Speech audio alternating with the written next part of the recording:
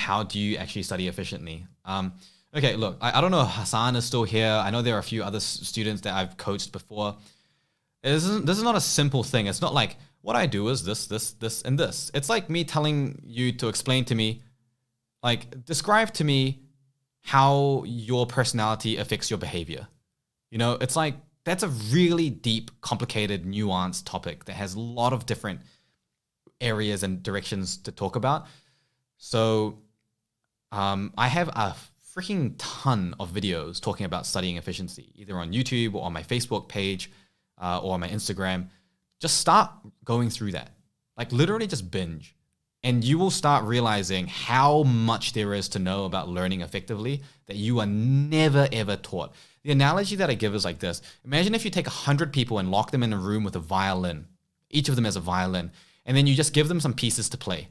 But you never teach them how to play the violin. After like 10 years, every one of those people will learn how to kind of play a violin, but probably none of them will have techniques that are like really good if a professional looks at it.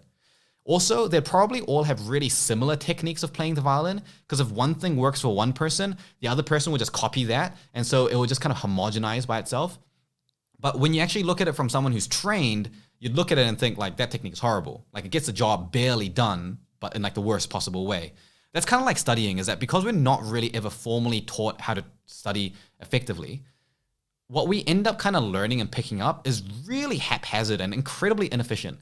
So when you actually start learning it properly, it's like you've just been walking for your entire life and you just learned how to sprint, which makes sitting exams surprisingly really easy, because exams are made so that people who walk can pass. So if you're the only person that knows how to sprint, it kind of becomes a walk in the park, a sprint in the park.